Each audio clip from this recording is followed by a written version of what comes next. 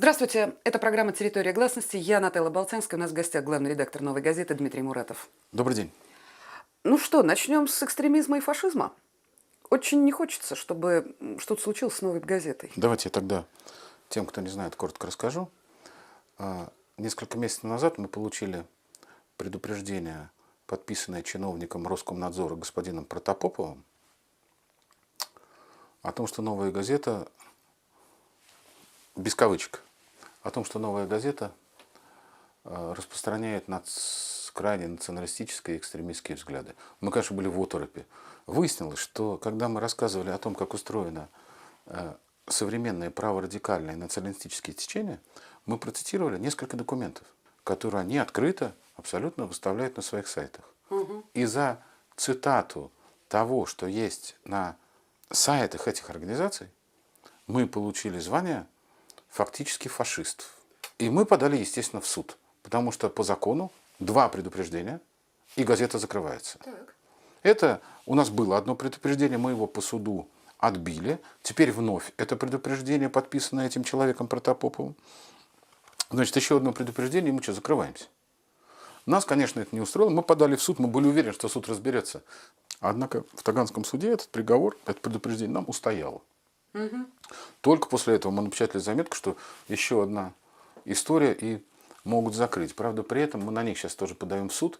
Только утюг не говорит о том, что суды в России принимают те решения, которые им диктуют сверху. Ну, видите, вопрос более широкий.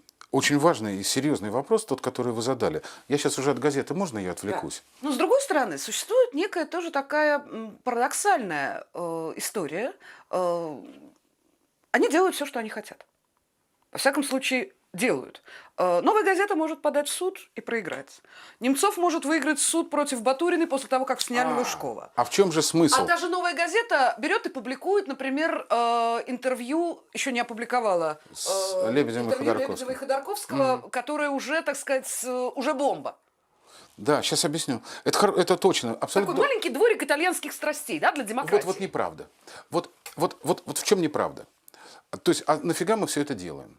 И в чем же смысл того, что работает газета, там работает Эхо, работает The New Times, Ведомости, там Коммерсант, работают блогеры, Live Journal. А я, кстати говоря, я хорошо информированный оптимист. Я вам хочу сказать, что то, что происходит в стране сейчас, на сегодняшний день, это создание вновь мощного, серьезного, гигиеничного общественного мнения. Уже не факт, что проложат дорогу через Химкинский лес, хотя это было железно. Уже не факт, что построят Охта-центр. Уже абсолютно не факт, что дадут 14... Что дадут, вот абсолютно не факт, что дадут обвинительный приговор Ходорковскому. Я понимаю, что они, я имею в виду Лебедева, Платона Леонидовича и Михаила Борисовича Ходорковского, они очень масштабные, серьезные люди. Они считают, что они правы, с одной стороны, а с другой стороны их постараются не выпустить на свободу. Мне кажется, что то и другое дает им офигительные силы. То есть понимание того, что они правы, и понимание того, что ждать нечего, надежда ослабляет. Но поскольку я пока там не с ними нахожусь, то я могу сказать, что на сегодняшний день только шарлатаны могут сказать, какой приговор будет вынесен в Хамовническом суде. Верю я в то, что заключительное слово Ходорковского и Лебедева, поскольку они потрясающего интеллекта, ума, достоинства, какое-то безумного обаяния, причем разного обаяния. Вообще, мне, конечно, страшно повезло с этими интервью. Мы не знали, получится ли все это до самого конца. Там были какие-то неувязки с конвоем. В конце концов, тот же суд и настоял, в том числе и Данилкин настоял, чтобы все это произошло. Я не открою тайны, я скажу, что я с Лебедем и с Ходорковским до того, как они попали за решетку, знаком не был. Никаких отношений, ни человеческих, ни иных у нас не было. Больше того, по-моему, я с ними судился, и даже мы суд выиграли у ЮКОСа там, по какому-то там поводу, в каком-то там 90-м мохнатом, Да я вам напомню. мохнатом году. Я вот хочу сказать, что я не знаю, что там было, но они единственные, и их сотрудники, которые тоже получили различные строка, которые сидят, которые даже не осуществленное ими искупили уже наперед страшным, безумным заключением, в котором они оказались. Я хочу сказать, что маленькие дети, значит, видели их первый раз там только фактически за решеткой.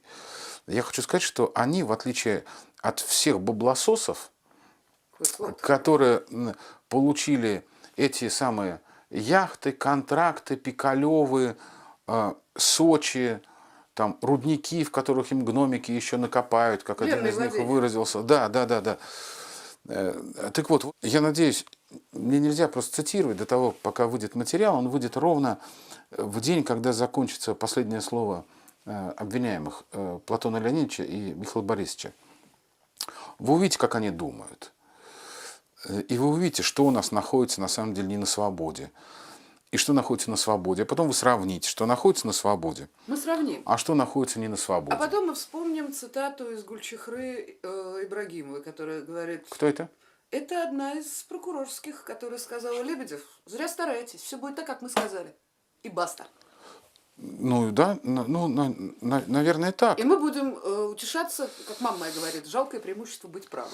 Наверное, так. Я просто, хоть информированный оптимист, хочу сказать, что, знаете, это Егор Яковлев очень любил эту фразу. Она принадлежит, если не ошибаюсь, Сенеке. Фраза звучит так: справедливость есть, но не всегда совпадают с периодом нашей жизни. Вот мне кажется, что вот то, что делает общественное мнение, и то, что делает свободная пресса, то, что делают нормальные люди и отличное студенчество, это как раз уникальный российский проект, при котором, может быть, впервые в жизни справедливость и жизнь людей совпадут. Но можно говорить о том, что на сегодняшний день то, что называется общественным мнением, приобрело, пожалуй, небывалую остроту. Я бы провела такую вот параллель с началом перестройки, когда еще было опьянение в известной степени, такое головокружение от успехов. С этой точки зрения КПД высочайший. Но с точки зрения того, что происходит, Химкинский лес. Раз. Продолжить этот список? Охта. Ой, да список на самом деле огромен. Вот без дураков. То, что делает Леша Навальный, когда ничего не могут сделать люди, которые распоряжаются всеми деньгами в госкорпорациях, потому что он, как миноритарий, все это контролирует и получает на это гигантский отклик и новую дополнительную информацию. Что вы? Общественное мнение действительно стало крайне серьезной и любопытной силой. Нателла, к твоему вопросу. Когда мы говорим про перестройку, мы забываем, что в России тогда не было интернета, и были там первые там, 1500 компьютеров. Теперь с ростом того, что происходит, смотрите, у нас несколько лет назад в стране было 16 миллионов компьютеров, а сейчас их количество перешкаливает там уже за 45, там, по разным историям. Люди собираются в свои социальные сети, где они точно, абсолютно обсуждают то, что их реально волнует. Что такое интернет? По большому счету, никогда не говорил, Нателла, сейчас вот тебе скажу. Вот смотрите, Википедию признали достоверной даже российские академики. Она достоверна. Потому что там каждого недобросовестного тролля обязательно оттуда выбрасывает последующий компетентный комментатор. Это означает для меня, а раз Википедия в результате достоверна, что хороших людей больше, чем плохих, а во-вторых, появилась история, где люди мотивированно и бескорыстно действуют. То есть реальная элита, она сейчас там слушает вас, читает нас, там The New Times, там Commerce, Ведомости, еще несколько изданий. И реальная элита, она отличается тем, что она творческая и не алчная, и хочет жить в стране и связывать с ней свою жизнь. Вот тут однажды сидела на вашем месте Ксения Анатольевна Собчак, которая очень сочувственно относится к ним. Она сказала, что они виноваты в том, что, вступив в игру, стали играть не по понятиям. Ну, все, это вот, слава богу, кончается эфир, потому что я бы сейчас ответил и, значит, Собчак, и всем остальным. Понимаете, если мы сравним сейчас, сделаем сравнительный анализ. Вот российская конституция, а вот российские понятия. Власть обязана была все сделать, чтобы мир понятий не пересилил понятийный ряд, заключенный в Конституции. Но у нас те, кто живет по понятиям, оказались сильнее, чем Конституция. Потому что все перестали обращать на нее внимание. на все... Что должно было сделать социальное государство? Отвечать за образование, Здоровье, медицину, безопасность. абсолютно точно, за личные и частные свободы, там, личные свободы людей. Все, что у нас определено в Конституции. Власть наплевала на Конституцию. В результате воры в законе стали мировыми судьями. В результате такое внимание уделено им, поскольку они судят по понятиям. В результате и в элиту, не отсидевшую, кстати, еще до сих пор, но у них многое впереди, перешла вот эта штука понятий. Я знаю, что справедливость и личная частная жизнь нашего поколения должны в конце концов совпасть, что Конституция важнее понятий, что у каждого человека, у судьи, у прокурора есть возможность сделать выбор, который серьезнейшим образом, самым серьезным образом скажется на жизни страны. Сейчас тоже от многих из нас зависит, от Медведева, от Лебедева, от Ходорковского, от Данилкина. Я готов продолжать список фамилий, он не так длинный.